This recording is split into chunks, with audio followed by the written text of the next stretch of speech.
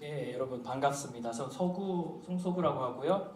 카이스트 지금 박사과정 하고 있고 올해 6년 차를 접어들었습니다. 그래서 조만간 졸업할 예정이고 네이버에서 감사하게도 박사 장학생을 뽑아주셔가지고 네, 사내 세미나에 네, 초대받게 되었습니다. 초대해 주셔서 되게 감사합니다. 네, 제 소개부터 간단하게 하고 네, 지나가도록 하겠습니다. 저는 지금 13년도부터 카이스트에서 막 석사과정 시작했고요. 처음 주제는 컴퓨터 구조였어요. 그 컴퓨터 구조, 특히 GPU에서 아키텍처 쪽으로 했었는데 제가 석사를 그걸로 졸업을 하고 박사과정 초창기까지 GPU 아키텍처에 관해서 하다가 GPU 아키텍처라고 하면 굉장히 로우 레벨이잖아요. 컴퓨터 측에서 OS보다도 밑에 있는 레벨인데 그거를 하다가 캐시 레벨 막 히트 레이트 올리고 그런 걸 했어요. 이런 걸로 좀 재미가 별로 없더라고요. 그렇게 하다가 약간의 사람에 좀 적합한, 조금 더 사람에 근접한 연구를 하고 싶어가지고 그 토픽을 제가 HCI 쪽으로 옮기게 되었습니다. 네, 제가 퍼블리케이션 2014년도까지 여기 이제 아키텍처 논문이 운 좋게도 너무 감사하게도 퍼블리시가 되었고, 그리고 박사과정 한 2년 차부터 HCI를 시작했어요. 여기 이제 2014년도에 아키텍처 논문이 나오고 2년 있다가 HCI 쪽으로 나왔어요. 이게 아키텍처 연구와 HCI 연구는 갭이 사실 굉장히 커요. 이게 컴퓨터의 구조를 연구하는 것과 결국에 사람을 연구하는 게 되게 다르거든요. 그것 때문에 첫 연구, 그 다음 HCI 논문 나오기까지 한 2년 정도의 약간의 인내의 시간을 거쳤습니다. 굉장한 시간을 거쳤고, 그래서 다행히 페이퍼가 나오기 시작해가지고 제가 오늘 발표할 예정은 2개 정도 서버리를 좀 할 예정인데요. 16년도에 나왔던 논문하고 이제 2018년도에 카이라는 학회의 논문이 나왔는데 저거는 이제 올해 4월에 발표가 될 예정이에요. 그래서 둘 다 이제 공지 보셨겠지만 아동의 영유아의 발달에 관한 내용입니다. 네, 디테일한 내용은 제가 지금 시작하도록 하겠습니다. 첫 번째 소개해드릴 제 연구는 그 베베코드라고 장명을 했어요. 이게 뭐냐면 Collaborative Baby Development Tracking System이라는 논문이고요. 네, 2018년도 아직은 퍼블리시가 안 됐어요. 지금 억셉돼가지고 조만간 이제 발표가 될 연구입니다. 이 연구의 시작에 대해서 잠깐 말씀드리면 이제 영유아들은 사실 만 5세까지 발달 상태를 제대로 하고 있나 그런 트래킹하는 게 되게 중요하거든요. 우리 아기가 1살, 2살, 3살, 4살이 되는데 그 나이 때 발달을 하고 있느냐. 그게 왜 중요하냐면 이제 발달 그 딜레이 되는 아동들이 있어요. 발달 지연이라던가 아니면 심한 경우 뭐 발달 장애까지 가는 경우가 있는데 그런 경우는 빨리 디텍션하고 빨리 치료를 할수록 결과가 훨씬 좋다라는 연구가 굉장히 많이 있거든요. 그래서 빨리 디텍션 해야 되는데 그럼 어떻게 디텍션 할 것이냐 그게 문제가 되는 거예요. 근데 일단 기본적으로 아동의 발달을 어떻게 측정할 수가 있냐면 이런 질문들이 있어요. 이게 아동 발달 관련한 질문인데요. 예를 들어서 우리 아동이 소파나 착자 위로 기어 올라간다. 그럼 부모님 체크하는 거예요. 한다? 못한다. 예를 들어 뒷걸음질 친다? 이게 찬다? 못한다로 체크해가지고 이게 점수를 합해보면 우리 아동의 발달 상태를 알 수가 있거든요. 그래서 이제 아동이 저렇게 발달해 갈수록 뭐 10개월, 12개월, 14개월, 16개월 각각 푸는 문제들이 있어요. 이거를 풀어가지고 아동의 발달 상태를 알 수가 있는데 이게 뭐냐면 굉장히 바쁜 부모님들이 이걸 일일이 트래킹하기가 굉장히 힘들죠, 사실. 이거 뭐 발달 트래킹 말고도 할 일이 워낙 많으니까 잊고 넘어가기가 일수입니다. 네, 그래서 아동 발달 영역은 기본적으로 뭐 근육 운동, 뭐 인지 운동, 아니 뭐 언어, 뭐 사회성 이런 거 나눠가지고 이렇게 문제를 풀고 점수를 체크할 수가 있어요. 그래서 이제 부모님이 일상생활 속에서 아동 발달 상태를 다 트래킹하지 못하기 때문에 이전에도 연구가 많이 좀 제한되었어요. 첫 연구가 이제 2009년도에 나온 논문인데 이건 뭐냐면 뭐 우리 아동들 연령을 기록하면 이건 컴퓨터 프로그램이에요. 뭐 32개월 기록해 놓으면 이런 거 질문을 물어요. 그래서 너희 아동이 뭘 할 수 있느냐? 그럼 yes or no 체크하면서 계속 기록해 나가겠죠. 그래서 뭐 프로그램 상에 저기 보시면 뭐 팝업 띄워가지고 너네 아동이 할 수 있냐라고 물어가지고 할 수 있으면 있다, 없으면 없다라고 체크하면서 지금 당신의 아동은 연령은 몇 살, 뭐 발달은 몇 살이다 가르쳐주는 거예요. 근데 요게 같은 연구실에서 나온 논문이거든요. 2009년도에 베이비 스텝이라는 논문이 나오고 이거는 뭐냐면 이건 프로그램 접근성이 좀 떨어져요. 결국에는 아동 발달 문제를 풀려면 내 컴퓨터를 켜야 되는 거거든요. 그래서 이제 2014년도에 제안된 게 이제 트위터 버전이라고 뭐 예를 들면 아동 만 2세 아동들은 뭐 어떤 걸 이렇게 팔로잉 해요. 그럼 걔가 주기적으로 발달 문제를 묻을 수가 있겠죠. 너네 아동은 뭘 할 수 있느냐? 그럼 할 수 있으면 yes, 내 아동은 할 수 있다 없다라고 기록해가지고 아동 발달을 뭐 측정해 보겠다 이런 연구가 재현이 되었는데, 근데 여기서 이제 제가 찾은 파인딩은 뭐냐면, 예를 들면 그 엄마랑 애기랑 놀 때는 약간 이런 걸 많이 해요. 약간 정적인 놀이, 음식 만들기 놀이라던가 뭐 동화책 읽기. 예를 들면 엄마들이 하는 놀이가 있고, 그 반면에 아빠들은 굉장히 육체적인 놀이를 많이 해요, 애기랑 놀 때 실제로. 그래서 여기서 이제 제가 생각했던 거는, 엄마가 보는 모습, 이제 아기의 모습과 아빠가 보는 아기의 모습이 다르지 않을까. 예를 들면 여긴 어린이집이거든요. 여기서 유일하게 아동의 사회성이 많이 드러나는 공간이에요. 그러면 이 유치원 선생님은 우리 아동의 사회성에 대해서는 부모님보다 많이 알 수 있지 않을까. 그래서 예를 들면 엄마의 아동의 지식과 아빠의 지식과 선생님의 지식을 보면 아까 그 발달 문제에 응답하는 게 훨씬 더 정확하게 할 수 있지 않을까. 네, 시작은 이런 아이디어에서 시작을 했고요. 그래서 이제 문제가, 이제 제가 제안하는 이제 모티베이션 생각해도 문제가 이거죠. 이제 각각의 페어런츠의 그 관찰하는 것들이 결국에는 다른 결과를 엄마를 데리고 아빠를 데리고 아동에 대해서 발달 검사 문제를 풀잖아요. 실제로 다르게 나와요. 제가 실험했던 건 한 20% 정도는 엄마는 할 수 있다고 생각했는데 아빠는 못한다고 생각하는 약간 그런 것들. 그래서 이제 저희 시스템 디자인 자체는, 자 그러면 모으면 좋겠다 그거예요. 그러면 어떻게 모바일 어플리케이션을 디자인해야지 이들의 아이디어를 잘 모을 수 있을까? 이게 연구 퀘스천이 되거든요. 그래서 이제 이런 HCI 연구를 진행할 때는 정말로 이 사람이 어떤 문제를 겪고 있는지 만나서 이런 인터뷰 같은 거를 많이 해요. 그래서 저도 이제 3가지 그룹과 인터뷰를 했는데, 첫 번째 그룹은 뭐 아동 발달 전문가들이에요. 실제로 아동 발달을 검사하고 뭐 치료하고 하는 검사자들이고, 두 번째는 어린이집 선생님들은 과연 아동 발달에 대해서 어떻게 생각하고 있을까. 그리고 세 번째로는 실제 엄마 아빠들 대상으로 뭐 아동 발달에 대해서 뭐 다르게 생각했던 경험이 있는가, 그런 거를 여쭤봤는데요. 첫 번째 그룹이 아동 발달 전문가들이잖아요. 그래서 이분들한테 뭐 일반적으로 아동 발달 검사를 어떻게 하느냐, 그리고 각각 실제로 엄마 아빠가 같이 참여했을 때 뭔가 이득이 있느냐, 이런 거를 경험자들한테 한번 여쭤봤는데요. 간단하게 이제 결과를 요약해 보면, 부모님이 오셔서 아동 발달 상태에서 이제 상담을 해보면 굉장히 주관적으로 생각하게 되어 있어요. 이제 우리 아동은요 이거 되게 못해요라고 생각하는데 엄마는 실제로는 되게 잘하는 거예요. 아니에요 어머님, 이 정도면 되게 잘하는 거라고. 근데 엄마가 워낙 주관적으로 생각하기 때문에 뭔가 다를 수가 있는 거죠. 그리고 뭐 다른 피드백 같은 걸 받아보면 이제 부모님이 아무래도 같이 오실 때 정확하다는 이야기가 나와요. 왜 그러냐면 뭐 우리 아동이 언제 걸었냐, 뭘 했냐라는 굉장히 발달 상태에서 중요한 그 마일스톤들이 있는데, 그런 거 물어봤을 때 우리 언제 했더라? 라고 이제 엄마가 혼자 기억하는 것보다는 같이 이야기해서 푸니까 더 정확하게 얻는 것 같다, 뭐 이런 피드백을 얻을 수가 있었어요. 네, 그 발표하다가 이제 궁금하신 거 있으면 언제든지 질문하셔도 너무 좋습니다. 그 두 번째 그룹은 어린이집 선생님이에요.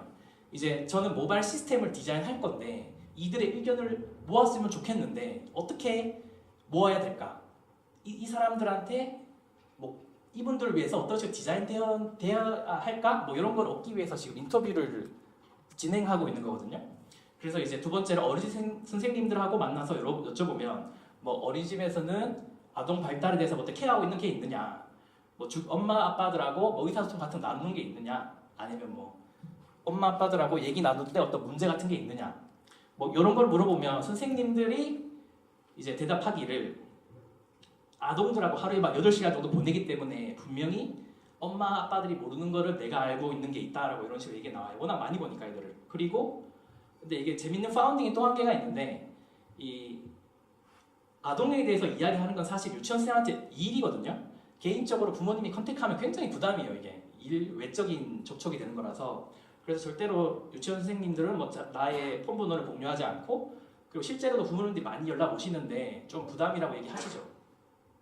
네, 디자인할 때 그래서 이런 게 포함이 되어 있어요. 뭐 선생님도 있으면 좋지만 컨택하는 게 부담이기 때문에 이런 걸 또 고려해야 된다. 그리고 세 번째로 이제 엄마 아빠 그룹인데요. 그래서 이제 차일드 케어 어떻게 하느냐, 아니면 발달에 대해서 뭔가 다르게 알았던 게 있느냐. 여기서 재밌는 파운딩은 또 이런 게 나와요. 엄마 같은 경우는 애기들한테 위험한 물건을 안 줘요. 뭐 이게 뭐 가위나 뭐 연필 같은 거 잘 안 준다 하더라고요. 근데 아빠들은 좀 그런 걸 잘 준다고 하시더라고요. 왜냐면 이게 뭐 엄마들은 좀 위험할까 봐 잘 안 줘가지고 근데 발달 문제 중에 그런 게 있어요. 아동이 연필의 끝을 잡을 수 있다. 그런 거에 대해서 이제 엄마는 연필을 줘본 적이 없으니까 체크를 못 하는데 아빠는 그런 거 주는 거예요. 그냥 좀 위험해도 뭐 갖고 놀라라고 하고 약간의 엄마 아빠 양육의 차이에서 발생하는 그런 아동에 대한 상태에 대한 이해도의 차이가 보이는 거죠.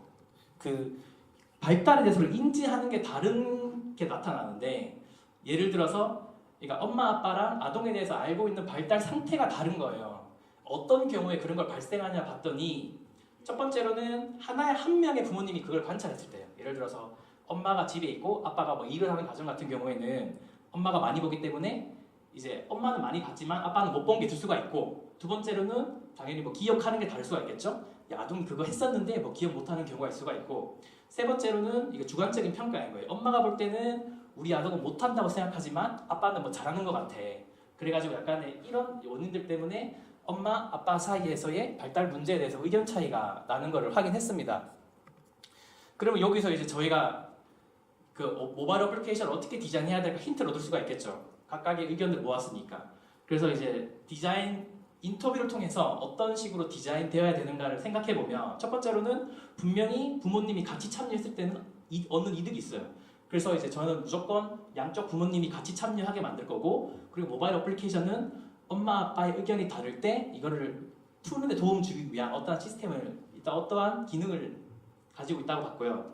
세 번째로는 저 third person이라는 거는 유치원 선생님을 지금 예를 들고 있어요. 유치원 선생님의 의견이 반드시 여기에 도움 된다고 생각하지만 그들은 이제 엄마 아빠의 뭐 직접적인 엄마 아빠처럼 그런 직접적인 관계는 아니기 때문에 약간 이분들한테 그런 거 물을 때는 좀 덜 방해되는 방법이 필요하다.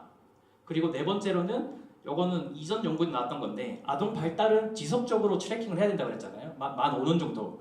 제가 뭐 어플리케이션 디자인할 때 이거를 뭐 한 5년 정도는 꾸준히 쓸 수 있도록 어떤 방법을 제시를 해야 된다. 이러한 디자인 그 방법을 바탕으로 이제 어플리케이션이 나오는데요. 요 이제 모바일 어플리케이션 다이어그램 잠깐 보시면 일단 엄마 아빠가 발달 문제를 풀어요. 서로 따로따로. 엄마가 따로 풀고 아빠가 따로 풀어요. 왜 따로 푸냐면 아빠가 풀 때 엄마가 만약에 뭐 우리 아이는 계단 올라갈 수 있다고 체크를 하면 저희는 바이어스다 생각했어요. 엄마가 할 수 있다 체크했네? 그럼 나도 할 수 있다. 그거를 방지하기 위해서 일단 따로따로 발달 문제에 대해서 풀고 그 다음에 서로 간의 의견을 비교하죠. 그리고 이제 의견이 차이가 난다라고 보이면 이제 뭐 엄마랑 아빠랑 합의를 해야겠죠. 뭐가 맞다. 이게 분명히 발달 문제에 대해서 뭐 계단 올라갈 수 있다는 질문에 대해서 올라갈 수 있거나 아니다. 둘 중에 한 개로 명백히 좀 나뉠 수가 있거든요. 그래서 누구는 할 수 있다라고 하고 누구는 할 수 없다라고 하면 그건 분명히 조율이 필요한 거예요. 알고 있는 게 다르기 때문에. 그래서 의견을 일치시키고 이제 엄마 아빠의 의견이 일치됐으면 결론적으로 이제 결과를 보여주는 건데요. 첫 번째로는 일단 이게 모바일 어플리케이션을 만들었어요. 그래서 저기 오른쪽에 보시면 뭐 예를 들어서 아빠가 문제를 풀었지만 근데 이제 요쪽에 이제 엄마의 답변이 있는 건데 일단은 아빠가 먼저 문제를 풀어요. 여기 뭐 계단 올라갈 수 있다에 대해서 아빠가 할 수 없다라고 대답을 했습니다. 네, 그리고 이제 엄마가 만약에 할 수 있다고 생각했을 경우 네, 이제 두 명의 의견을 비교할 건데 지금 의견이 다른 상태인 거예요. 발달 문제에 대해서. 그러면 이제 어플리케이션이 두 명 간에 조율을 하는데 약간 기능이 있으면 좋겠죠. 예를 들어서 한 명의 부모가 이걸 봤어요. 우리 아동이 계단 올라가는 거를. 그러면 뭐 간단하게 말을 해줄 수도 있고 제일 좋은 거는 사실 뭐 사진이라던가 영상으로 보여줄 수 있으면 사실 제일 좋겠죠. 그래서 그 모바일 어플리케이션에는 약간 채팅 기능이 필요하다. 왜냐하면 의견 조율해야 되니까. 뭐 이미지 쉐어하는 기능도 필요하다. 네. 그리고 이제 뭐 세 번째 디프런트 하나의 평가하는 것 주관적인 기준 자체가 다르기 때문에 그거는 두 명이 채팅해서 조율하던가 아니면 또 다른 3자한테 한번 물어볼 수도 있겠죠. 유치원 선생님한테 우리 아동 이런 거 잘하는 거 같냐고. 그래서 의견 차이가 난다고 하면 이제 저런 버튼을 클릭해가지고 채팅방을 열어주게 만들었어요. 엄마 아빠랑 뭐 얘기를 해가지고 뭐 사진도 올리고 자 봐봐라 우리 아동이 할 수 있지 않느냐 이런 걸 의견을 모을 수가 있어요. 근데 이쪽 부분이 네 약간 핵심적인 디자인인데요. 이거는 이제 third person이라고 유치원 선생님이라고 해요. 엄마 아빠는 반드시 문제를 풀어야 하지만 꼭 유치원 선생님의 응답은 옵셔널이에요. 이제 왜냐하면 꼭 풀어달라고 얘기하는 게 이제 그분한테 부담이니까 물어봐가지고 있으면 넣고 아니면 뭐 못 넣고. 그래서 옵셔널하게 3자의 의견을 넣을 수가 있겠죠. 네, 그래서 이제 엄마 아빠의 의견이 모두 일치가 되면 이제 결과가 나와요. 저기 뭐 근육 발달에 대해서 얘는 노멀하다. 여기 뭐 인지나 랭귀지에 관해서는 아직 의견 일치가 되지 않아서 결과를 못 보여주는 거예요. 이제 엄마 아빠 의견이 같아야 되니까. 이제 그런 식으로 이런 식 알고리즘 통해서 엄마 아빠의 발달 문제에 대해서 의견을 모으고 있어요. 네, 의견을 모아서 이게 마지막 알고리즘인데요. 이제 제가 부르기를 뭐 타임아웃 알고리즘을 넣었는데 이게 뭐냐면 예를 들어서 3월 12일에 아빠가 우리 아동은 계단을 못 올라간다라고 체크를 했어요. 체크를 했는데 아동은 사실 계속 발달하잖아요. 이걸 언제 하는지 모르는 거야. 사실 언제나 할 수도 있어. 그래서 한 뭐 일주일이나 2주일 후에 저 응답을 지워버렸어요. 왜냐면 2주 후에는 아동이 할 수도 있잖아요. 그래서 응답을 바꿔버리고 다시 묻는 거죠. 당신의 아동이 아직도 뭐 계단을 못 오릅니까? 이런 식으로 푸시하면 다시 응답 받을 수가 있겠죠. 이제 이 알고리즘을 통해서 아까처럼 지속적인 오랜 기간 동안 트래킹을 하겠다. 뭐 이런 식으로 디자인이 되었고요. 네, 앞에 게 핵심적인 알고리즘 디자인이고 요 뒤번째 거는 이제 엄마 아빠의 콜라보레이션 할 때 상대방이 서로 어떻게 하고 있는가를 알려주는 게 되게 중요하거든요. 그래서 뭐 엄마가 이미지로 업로드됐으면 확인해봐라. 아니면 뭐 의견 차이가 풀렸다라는 뭐 노티피케이션 주는 것도 있고. 네, 이건 문제가 각각 영역에서 어느 정도 뭐 풀었다라고 기본적으로 알려주는 거예요. 네, 디자인은 이런 식으로 되었고요. 요거는 그 논문 낼 때 같이 제출했던 소개 영상인데요. 한번 보시고 지나가겠습니다. I am going to present Collaborative Child Development Tracking Mobile System. Parents spend a lot of time with their child. When they are feeding, playing and taking a walk, parents observe most of their child's behavior. That's why Parents Report is commonly used in children development tests. However, depending on the respondent, their opinion can be different. Sometimes they can remember how the child did. They also need to report the child's activity that is difficult to be seen by parents, such as sociability. To overcome the limitations, we proposed collaborative approach to monitoring children's development between parents and other caregivers through mobile application. Beibei Code. This is usage procedure of Beibei Code. Whenever parents have free time, they can solve the developmental questions.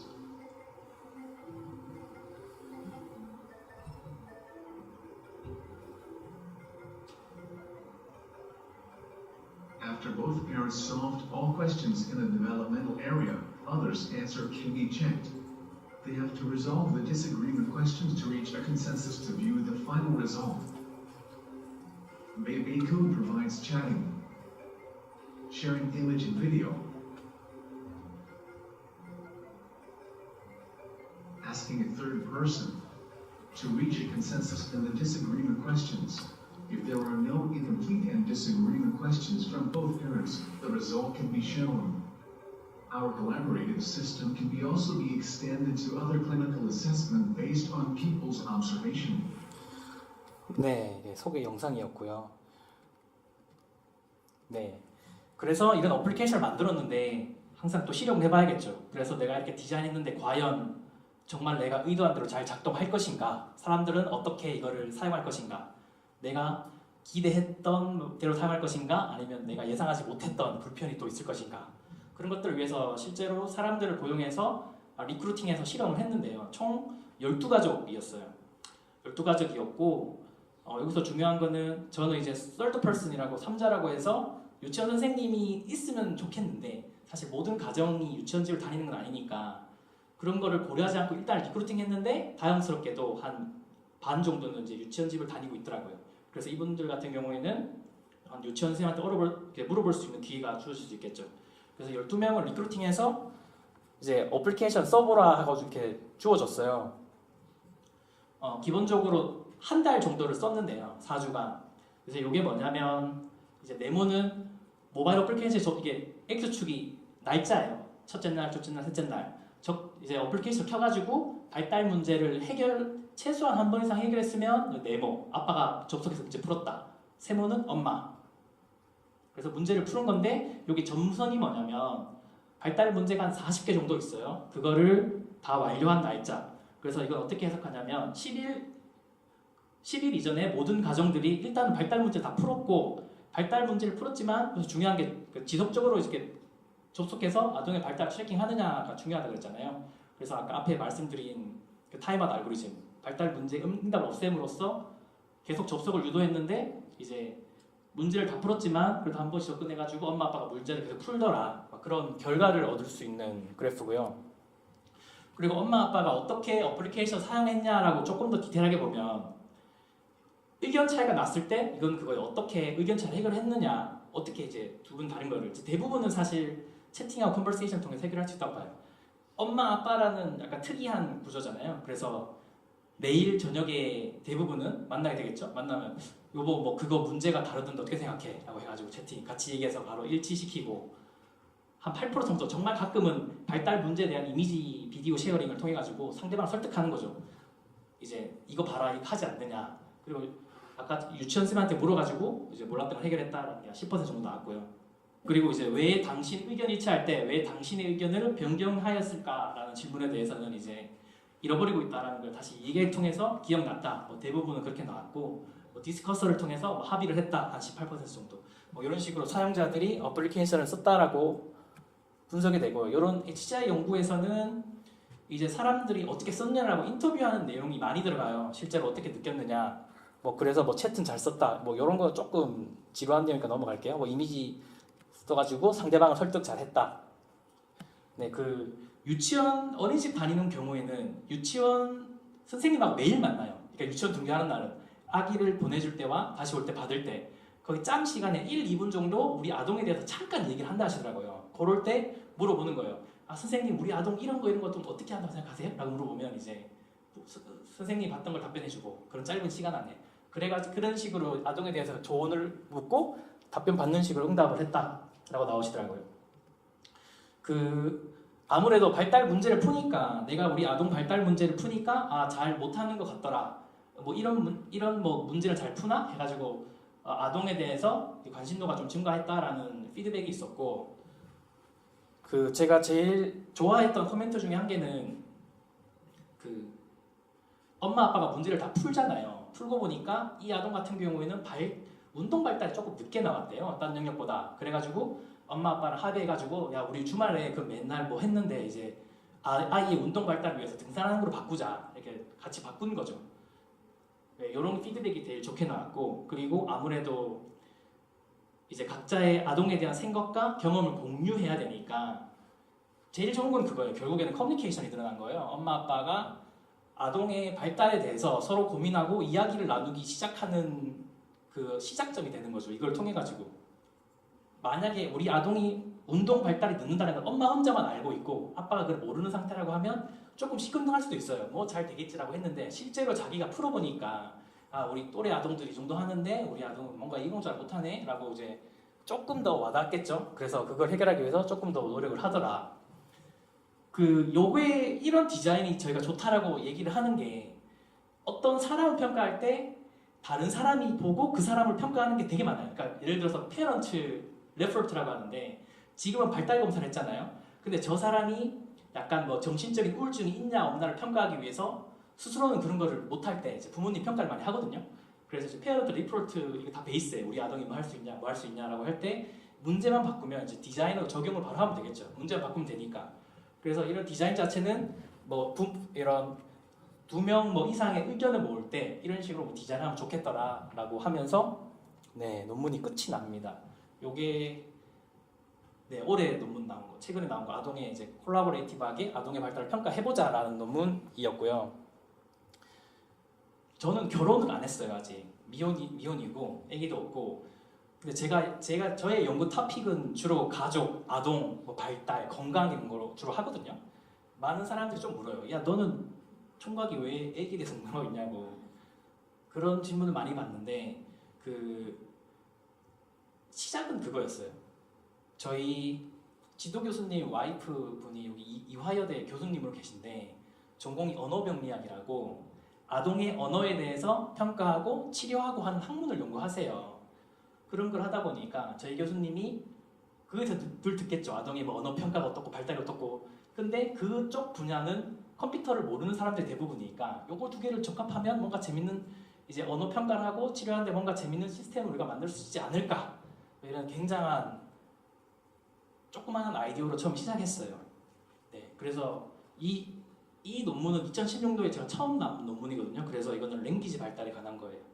그쪽 이대 교수님이 언어 발달을 전공하고 계셔가지고 제가 처음 논문은 이제 이대 교수님한테 아이디어를 얻었죠. 이러이러한 문제점이 있다. 언어 발달 평가 같은 거 할 때 뭐 시스템 컴퓨터로 만들어서 풀면 좋겠다.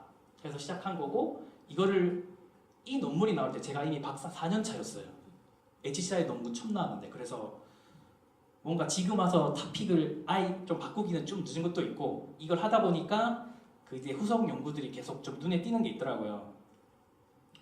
예를 들면 요거는 언어 지연에 관한 언어 지연 아동들에 관해서 이제 부모님들이 겪는 문제가 있어요. 이제 그분들이 그걸 시스템 속에서 풀고 마지막 인터뷰를 하는데 다 엄마만 나오세요. 아동에 대해서 이렇게 도와주는 이렇게 대부분 주부시겠죠. 그래서 생각했어요. 왜 아빠는 아무도 없지? 다 이제 인터뷰가 이제 여자 쪽에서만 나오니까 사실 남자 여자 없는 게 좋은데 그래서 좀 아빠는 왜 육아하지 않을까라고 생각해가지고 그 다음에 아빠를 넣어가지고 이제 아동에 대해서 같이 참여시키는 것 쪽으로 시작한 거예요. 실제로도 아까도 처음에 말했지만 아동은 엄마가 주는 영향과 아빠가 주는 영향은 좀 다르거든요. 이게 성별에 따른 차이라는 게 있잖아요. 그래서 예를 들어서 아빠의 영향을 많이 받은 아동들이 사회성 발달이 좋다 이런 연구 결과 같은 게 많이 있어요. 엄마한테 받는 이득이 있고 아빠한테 받는 게 있어서 두 분이 참여하면 좋은데 우리나라가 좀 심해요. 찾아보면 OECD 국가에서 제일 꼴찌예요. 아빠의 육아 참여율이. 그래서 이런 걸 아빠도 같이 참여시키면 좋지 않을까라고 해서 아까처럼 콜라보레이티브하게 접근하는 게 나왔던 거예요. 이 시작은 요거였는데요. 이 논문은 2016년도에 발표했던 거고 한 2년 정도 했어요. 이게 시스템 구현하는 게 좀 어려운 내용이 있거든요. 이건 언어 평가에 관한 건데요. 그러니까 이게 이제 쉽게 말하면 언어 지연이란 언어가 이게 지연되면 사실 제일 큰 문제가 뭐냐면 이제 우리가 사회에서 커뮤니케이션을 하던가 학습을 할 때 당연히 언어로 하잖아요. 그래서 언어 발달이 늦으면 학습이나 뭐 커뮤니케이션이나 문제가 다 연차적으로 발생할 수밖에 없어요. 그래서 랭귀지 발달을 제대로 따라잡아 주는 게 중요한데, 네, 이것도 마찬가지로 이제 랭귀지 지연이 요거는 이제 랭귀지 지연이라고 했을 때 이제 그런 부모님이 어떻게 우리 아동을 케어할 수 있을 것인가에 대한 논문입니다. 그래서 예를 들면 이제 랭귀지 치료를 해요. 우리 아동이 만약에 랭귀지 딜레이라고 판단이 됐어. 그럼 어떻게 이렇게 어떻게 치료를 하냐면 기본적으로는 다이렉트하게 언어 치료사가 붙어가지고 계속 치료를 하는 거예요. 말 시키면서 무슨 언어 가르쳐주고 어떻게 가르쳐주고. 그 다음에 이제 인다이렉트 세라피라는 건 뭐냐면 이제 언어 치료는 사실은 일주일에 1시간, 2시간 받거든요. 근데 대부분의 시간은 가정에서 엄마랑 보낸단 말이에요. 그래서 부모님의 행동 습관이 되게 중요해요. 우리 아동의 언어 발달을 위해서. 그래서 많이 쓰이는 게 그런 페어런트 트레이닝이라고 어떻게 아동하고 대화를 해야지 우리 아동이 언어 발달에 좋은지 늘 부모님을 가르쳐가지고 부모님이 집에서 매일 아동과 그런 행동을 하게끔 유도하는 거죠. 이건 이제 치료사들이 직접적으로 하는 게 아니라 이제 인다이렉트하게 간접적으로 치료하는 방법이 되겠죠. 네, 그래서 이제 뭐 당연히 많은 연구 페이퍼를 보면 페어런트 트레이닝이 왜 효과적이냐면 가정에서 아동하고 보내는 시간이 대부분이 엄마기 때문에 부모님들을 가르쳐주는 게 되게 중요한 거예요. 그래서 페어런트 트레이닝이라는 방법이 있는데, 네, 이제 언어 치료사가 엄마 아빠를 교육하고 엄마 아빠가 이제 애기랑 잘 대화하면 되겠죠.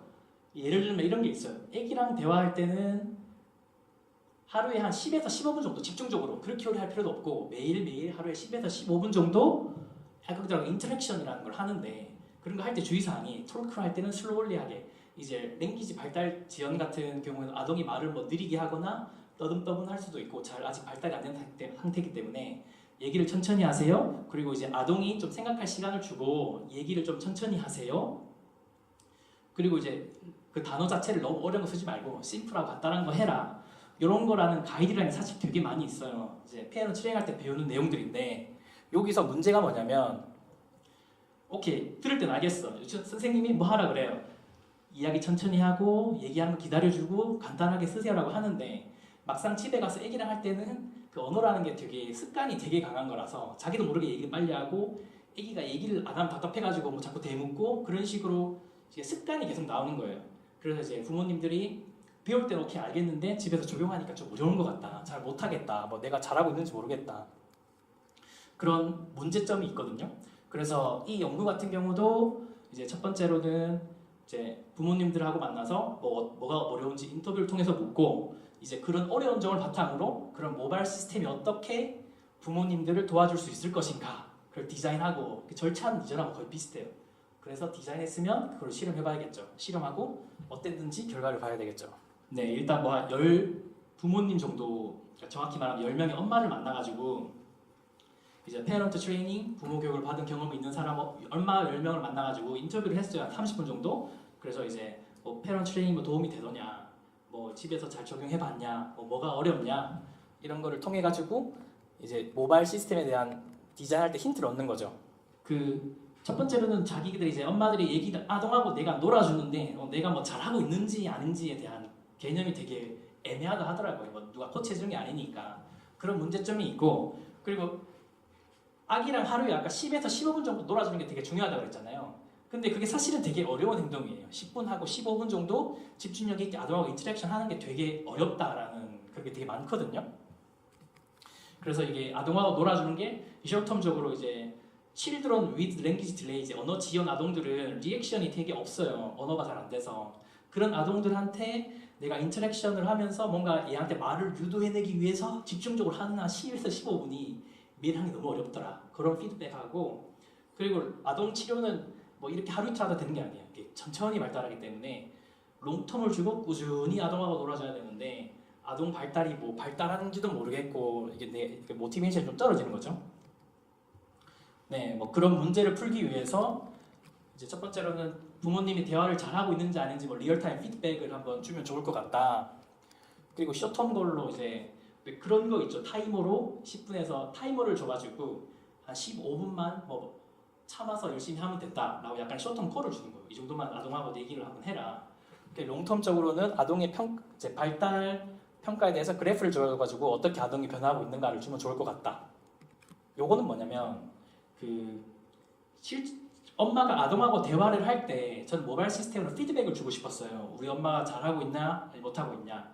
근데 그런 피드백이라는 게 사실 여러 가지 있을 수가 있거든요. 그 피드백을 대화 15분 끝나고 한꺼번에 주느냐 아니면 대화 중에 줄 건데 뭐 스크린으로 표시할 거냐 아니면 뭐 피드백을 사운드 이어폰 같은 걸 귀에 꼽아서 소리로 들려줄 것이냐. 사실 이런 것도 어떤 거 디자인하냐도 사실 고민을 해봐야 될 문제예요. 그래서 저희도 이렇게 실험을 해봤죠. 이제 실제로 엄마랑 애기랑 대화를 하고 포스트 세션 피드백 뭐냐면 15분 대화 끝에 한꺼번에 피드백을 주는 거. 그리고 사운드로 한번 줘보고 스크린으로 줘봐가지고 세 개를 다 방법을 적용해봐가지고 어떤 게 뭐가 장단점이 있느냐, 뭐가 제일 좋았느냐라는 거를 사용자 경험을 물어보는 거죠.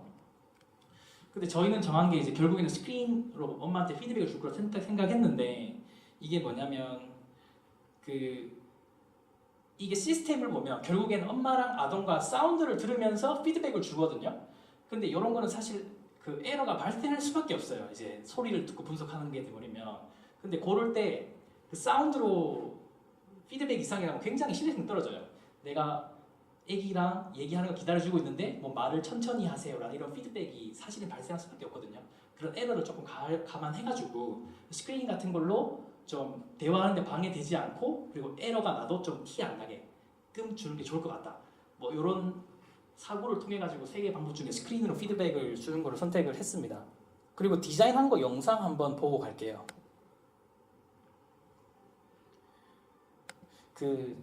부모님하고 아동하고 얘기할 때 이 어플리케이션을 주고서 했던 게 뭐냐면 언어 발달 지연인 아동이잖아요. 이런 경우는 엄마가 말을 많이 하는 건 별로 안 좋아요. 뭐가 좋냐면 애기가 말을 많이 하게끔 유도하게 대화하는 게 제일 좋거든요. 그런데 이제 언어 지연 같은 경우 아동 같은 경우 말을 잘 못하니까 엄마가 답답해서 얘기를 엄청나게 해주는 경우가 많아요. 그런 걸 디텍트 해가지고 이게 공 크기가 발화의 개수거든요. 말의 개수. 그래서 엄마가 말을 너무 많이 하고 있다는 걸 저는 피드백을 주고 싶었어요.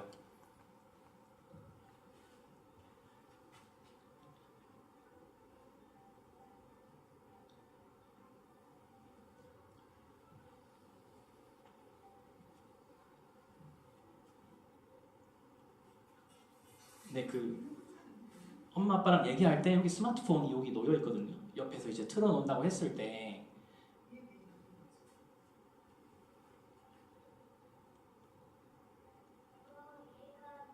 네, 봐라 이게 목소리 주인이 누구냐를 디텍트 해가지고 공의 크기를 변화를 주면서 누가 대화를 많이 하고 있구나라는 피드백을 주고자 한 거예요.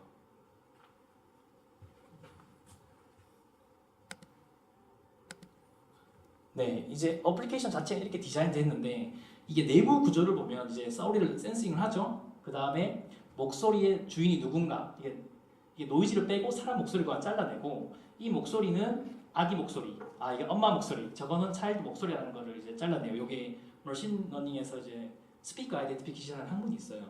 저도 이거 구현하기 위해서 막 공부해가지고 구현을 모발을 했거든요.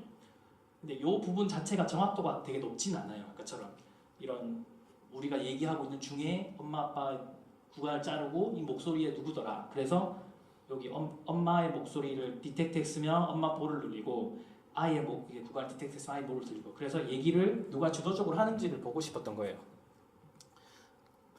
네, 이런 식으로 어플리케이션이 디자인되어 가지고 이제 엄마들이 그 이런 아동 같은 경우는 사실 스마트폰에 되게 민감하거든요. 이것만 보여줘도 갖고 놀고 싶어서 안달이 나요. 그래서 약간의 술을 감한 게 이런 그 케이스 이제 해가지고 이런 스크린만 보이도록 공만 나오고 이거 타이머는 뭐냐면 엄마가 지금 놀아야 될 시간 한 15분 정도는 놀아주면 좋으니까 한 이 타이머 정도면 놀면 좋겠다.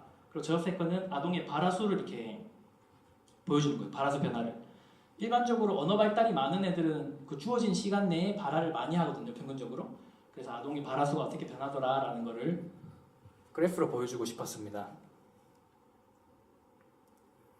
네, 그래서 이런 어플리케이션 쓸 때는 일단 뭐 인터랙션 타임으로 내가 한 10분 정도는 애들하고 놀겠다라고 목표를 정하고 스마트폰을 이제 얘기랑 놀 때 저기 옆에 놔둬가지고 이제 아기랑 인터랙트 하면 돼요. 그리고 네, 이제 대화 상태를 잘하고 있냐 아닌가를 보기 위해서는 스마트폰 스크린을 하면 되겠죠.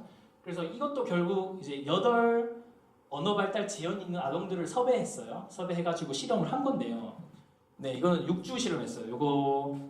요거는 이제 그룹이 2개 있는데 요거 8가정이 다 언어 발달 지연 아동이라고 평가된 아들인데 4그룹은 스마트폰을 쓰고 4그룹은 스마트폰을 쓰지 않은 상태에서 실험을 해가지고 이제 뭐 어떻게 뭐가 더 낫더라, 뭐가 더 안 좋더라. 네, 그런 실험을 했었습니다. 실험을 해가지고 이제 결과도 네, 이 뭐 피드백 중에 좀 도움됐던 유용한 피드백을 보면 이제 아무래도 공 크기를 보면 내가 대부분의 대화를 주도하고 있으면 아동한테 말을 시키기 위해서 뭐 노력을 하게 되더라. 네, 그리고 요게 이제 내 말을 줄이고 아동의 이제 발화를 유도하게 되더라. 네, 이제 이런 거에 근데 단점은 뭐냐면 내가 아동의 말을 시키기 위해서 열심히 노력했지만 우리 아동의 볼은 계속 작은 거예요. 왜냐하면 발을 잘 안 하니까 사실. 그럼 나의 노력에도 불구하고 아동의 볼이 작으면 좀 정신적으로 좀 피곤해지더라. 뭐 그런 피드백도 받았습니다. 네, 이거는 이제 양적 분석을 한 건데 이게 이제 실험 6주간 어플리케이션 쓰기 전에 그래프고 이제 오른쪽이 6주간 실험하고 난 뒤에 아동의 발화 개수를 본 거예요. 요게 아동의 발화 개수가 실험 전과 실험 후 어떻게 되더라. 오른쪽은 이니시에이션이라고 사실 부모와 아동이 얘기할 때 이니시에이션이 되게 중요하거든요. 그 이니시에이션이 이제 얘기의 주제를 누가 시작하느냐예요. 이게 엄마가 말한 거를 계속 응답만 하는 게 아니라 자기가 대화를 이제 이니시에이션 하는 거죠. 그래서 언어 발달에 되게 중요한 부분이라서 저걸 측정을 하거든요. 그래서 이제 발화 수가 어떻더라, 이니시에이션이 어떻더라를 비교해 보면, 네, 뭐 어플리케이션 쓰고 6주 후에 아동의 이니시에이션 비율이 뭐 많이 늘어났더라라는 걸 볼 수 있는 그래프입니다. 네, 이 실험은 끝나고 이제 그 스피커 아이덴티피케이션 했던 거 정확도를 체크를 한 건데. 이런 아동의 목소리를 디텍트하는 게 왜 그렇게 힘드냐면 특히 언어 지연은 더 심해요. 목소리가 되게 작고 되게 짧아요. 그래서 그 짧은 데이터를 가지고 이 목소리가 엄마냐 아기냐 이거 실험할 때 교수님이 그러더라고요. 저한테 야 이게 엄마 또는 아기인데 확률 50% 이상 넘어야 되는 거 아니냐? 이게 찍어도. 근데 사실 되게 어려운 문제거든요. 그래서 이제 이건 액큐러시가 거의 뭐 36% 맞춘 게 굉장히 이런 C나 D가 굉장히 낮게 나오는데 이런 애들은 정말 짧고 조용한 곡. 네. 그래서 이 시스템 구현하는 게 좀 되게 어려웠어요. 이게 그 엄마와 아기가 노는데 그냥 노는 게 아니라 장난감이 거의 무조건 있어요. 노이즈가 계속 들어가요. 그런 상태에서 사람의 목소리 구간을 찾고 그리고 목소리 주인이 누구냐. 네. 그래서 이렇게 구현해서 실험을 했던 거고요. 요거는 제가 마지막으로 짧게 제가 지금 진행 중인 연구 소개하고 발표를 마치도록 하겠습니다.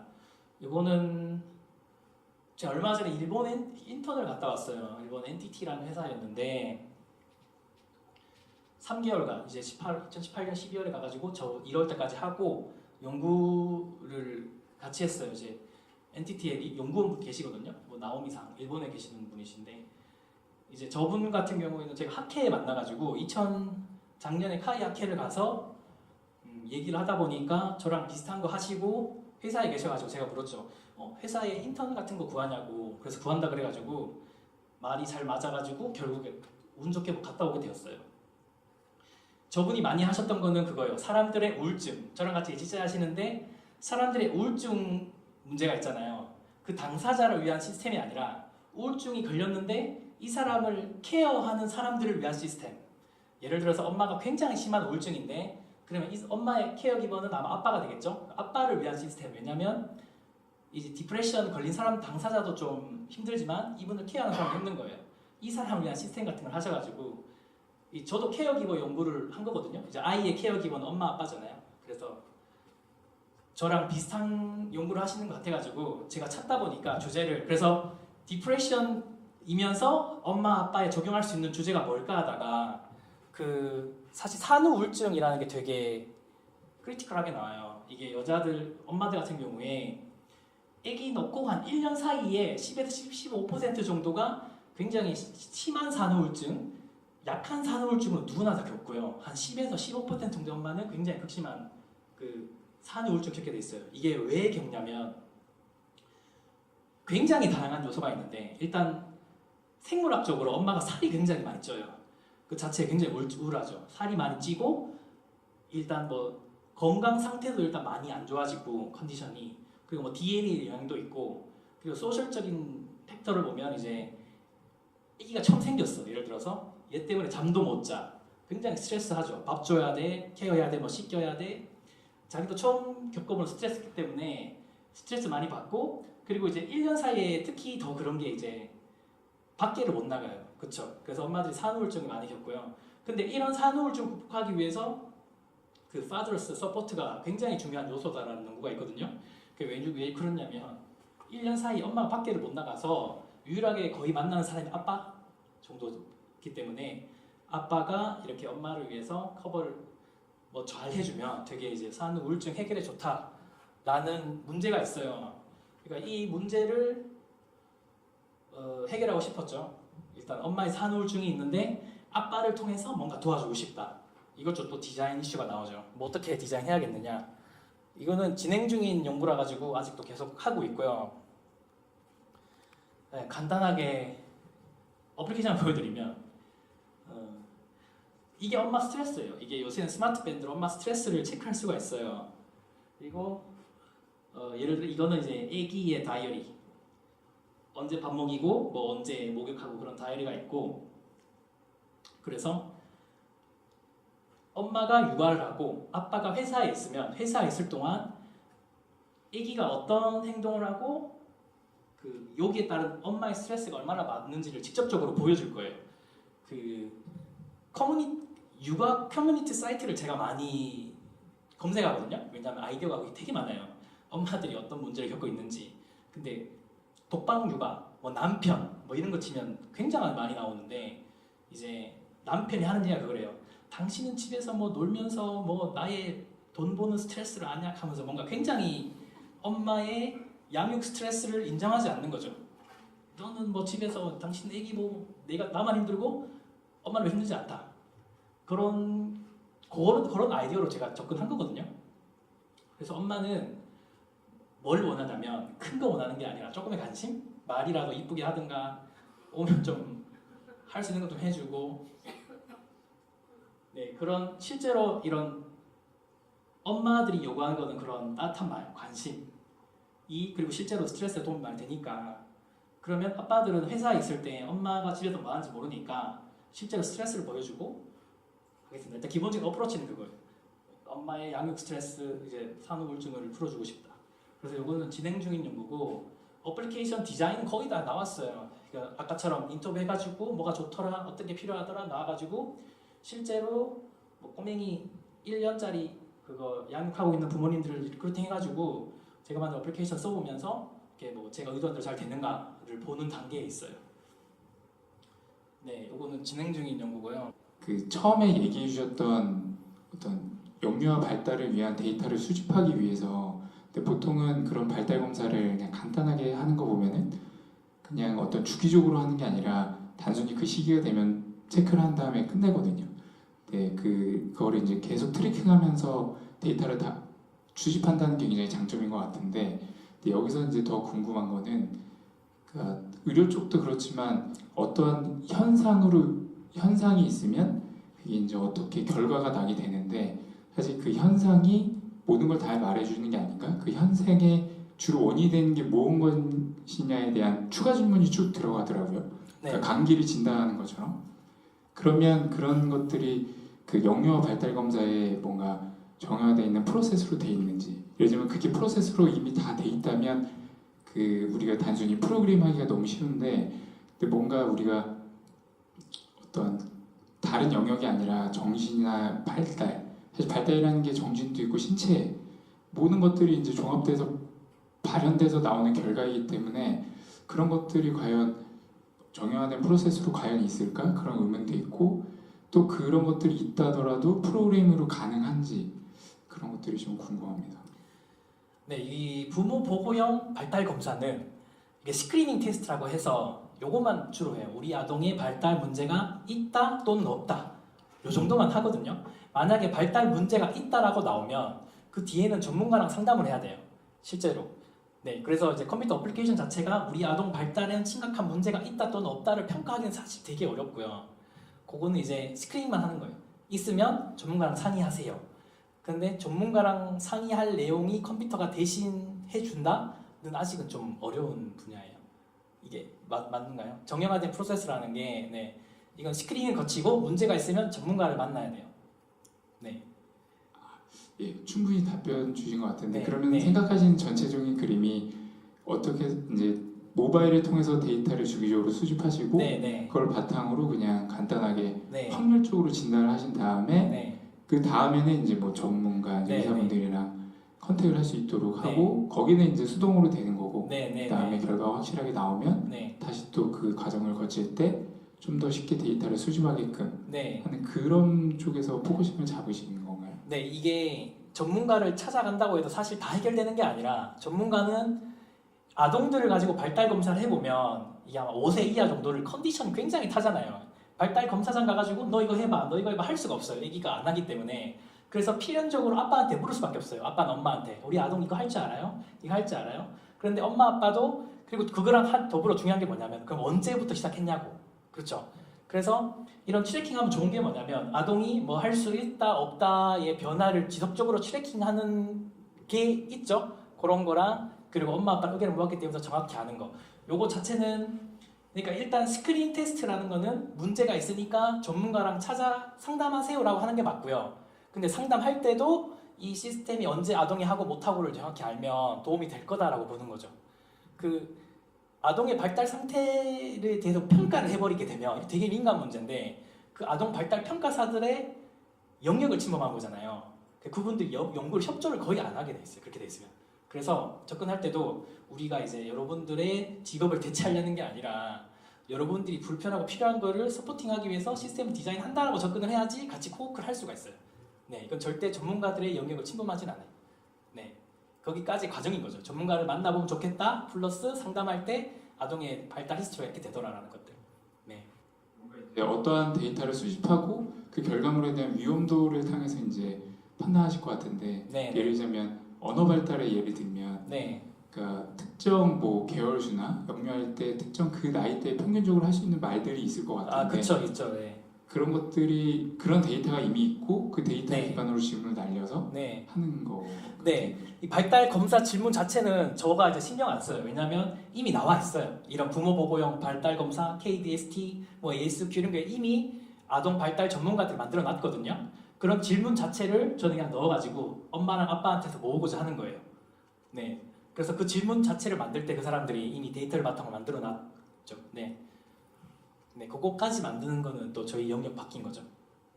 있는 거 쓰고 그 대신에 엄마와 아빠 의견과 선생님 의견을 모아서 잘 답변해 보겠다. 네. 그러면 이제 마지막 질문이 될 것 같은데 네, 네, 네. 어떠한 현상을 판단하기 위해서는 이제 정해져 있는 그 질문들이 있을 것 같아요. 네, 발달 검사 질문이 있어요. 네. 그럼 그런 것들을 프로그래밍으로 풀면 네, 네. 소위 말해서 그냥 if else문으로 쭉쭉쭉 프로그램이 되어 아, 가는 그쵸, 건가요? 그쵸. 네, 그냥 쉽게 응답해가지고 그 결과만 그냥 합하면 굉장히 프로그래밍은 되게 쉬워요. 네, 응답을 할 수가 있죠. 여기 발달 검사 문제지 제가 샘플을 녹음한 게 있거든요.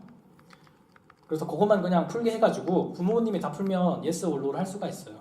뭐 이런 문제들에 대해서 이거는 대근육 운동에 대한 질문이고 문제수도 많지 않아요. 이런 거 풀어가지고 뭐 언어 영역 풀고 다 풀었으면 이제 점수를 그냥 간단하게 썸만 하면 돼요. 합해가지고 여기 보시면 저기 오른쪽에 전부 다 잘하면 뭐 발달이 잘 되더라. 점수가 낮으면 심화평가 권고라고 나오죠. 이게 딜레이가 아니라 당신의 아동은 심화평가를 받아봐야 됩니다라고 얘기하는 거예요. 스크리닝 테스트를 가지고요. 그러면 네, 발표는 여기까지 마치겠습니다. 감사합니다.